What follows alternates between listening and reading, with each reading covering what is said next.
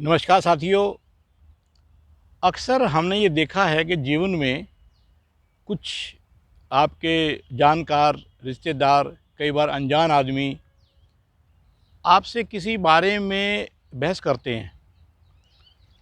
आप चाहते हुए भी उनको नहीं समझा पा रहे, किसी भी कारण से आपकी ऐसी पूरी कोशिश है कि उनको समझ में आ जाए, लेकिन उनको समझ में नहीं आता।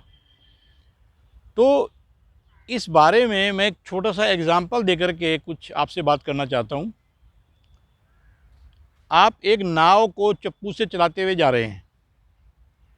दूसरा जो सामने से जो नाविक अपनी नाव लेकर के आ रहा है, तो उस नाव वाले का भी फ़र्ज़ बनता है आपसे बचने का, और आपका भी बनता है उससे आपकी नाव ना टकराए। अब होगा क्या कि वो अपनी नाव को अगर आपके नज़दीक आती है तो साइड में करेगा। अगर दोनों में से एक थोड़ा सा अनजान है, मान लो उससे चप्पू ठीक से नहीं चल रहा, या नाव के पैडल वाली जो नाव है उसके अगर पैडल ठीक से मान लो नहीं चल रहे, तो फिर दूसरे वाला कम से कम अपने आप को बचा लेगा। लेकिन एक केस ऐसा होता है कि नाव आपकी बिल्कुल सही जा रही है, थोड़ी बहुत लहर में ज़रा हिचकोले खा रही है, अदरवाइज़ उसको कोई दिक्कत नहीं है, प्रॉब्लम नहीं है। दूसरी एक नाव है जिसका कोई नाविक ही नहीं है, और वो झील, तालाब जो भी है वो उसमें अपने आप से हिचकोले खा रही है, उसको किसी ने बांध नहीं रखा, वो ऐसी खुली है। अब आप क्या करोगे? आप ये करोगे कि किसी भी तरीके से आपकी नाव उस नाव से ना टकराए। क्यों? क्योंकि उसका कोई नाविक नहीं है, उसको कोई चलाने वाला नहीं है। जब कोई चलाने वाला नहीं है तो क्या करोगे? फिर आप उससे बचोगे। फिर भी पानी के बहाव की वजह से ही आपका ध्यान कहीं मान लो और हो गया, तो आपकी नाव यदि उस खाली नाव से जा टकराई या चलते चलते साइड से उसको लग गई, तो आप उसको कुछ नहीं कहोगे, उससे कोई आर्गूमेंट नहीं करोगे, क्योंकि उसका कोई नाविक ही नहीं है, उसको कोई चलाने वाला ही नहीं है।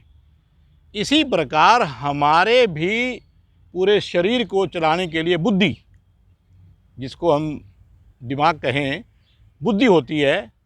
तो कई आदमी होते हैं कि या तो वो अपने आप को ज़्यादा कुशागर बुद्धि वाले मानते हैं, जबकि वो है नहीं, और कई होते हैं कि हर बात को अपने तरीके से ही कहेंगे, दूसरे की सुनेंगे नहीं। उस केस में यदि आप पूरी कोशिश भी करेंगे उसको समझाने की, नहीं भाई ऐसा नहीं, ऐसे होता है, वो नहीं मानेगा। तो जिस प्रकार से आप उस खाली नाव से बचने की कोशिश करेंगे, उसी तरह से उस शख्स से भी, क्योंकि उसकी नाव को, जो उसकी नाव जो है मस्तिष्क वाली, उसको कोई चलाने वाला नहीं है, उसका कोई नाविक ही नहीं है, वो अपने आप ही हिचकोले खा रही है। यानी या फिर वो आपकी समझ के अनुसार नहीं है। जिस बारे में, जिस टॉपिक पे आप बात कर रहे हो, उस टॉपिक वाला उसके पास नाविक नहीं है, उसके दिमाग में उसको पता ही नहीं है, लेकिन फिर भी वो आर्गूमेंट कर रहा है। क्योंकि कईयों की आदत होती है, एक तो कुछ जानता नहीं और दूसरा किसी की मानता नहीं।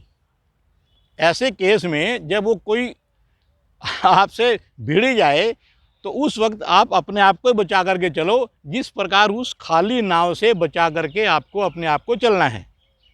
तो मेरा कहने का अभिप्राय यही है कि आम तौर पे हम उलझ जाते हैं, उसको समझाने की पूरी कोशिश करेंगे, लेकिन उसकी समझ में नहीं आएगा।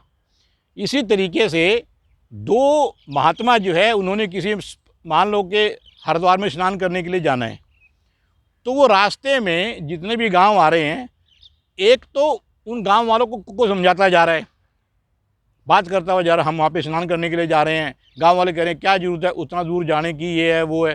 तो एक जो है वो चुपचाप अपने रास्ते पे चला जा रहा है, उसने जा कर के सीधा जा कर के स्नान कर लेना, उसका यही मकसद है।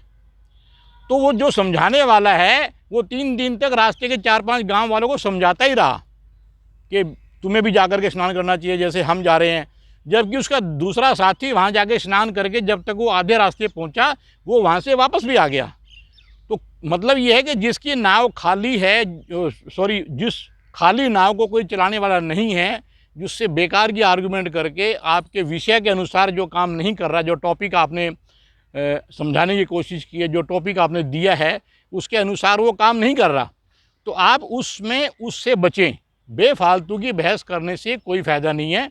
सिर्फ अपने ही दिमाग को ख़राब करने वाली बात है। आम तौर पे हमें समाज में घर बार में जब कोई 5, 7, 10 आदमियों की गैदरिंग होती है, ऐसा कोई ना कोई खाली नाव वाला मिल जाता है जिसको कोई चलाने वाला नाविक है ही नहीं। नमस्कार, जय श्री राम।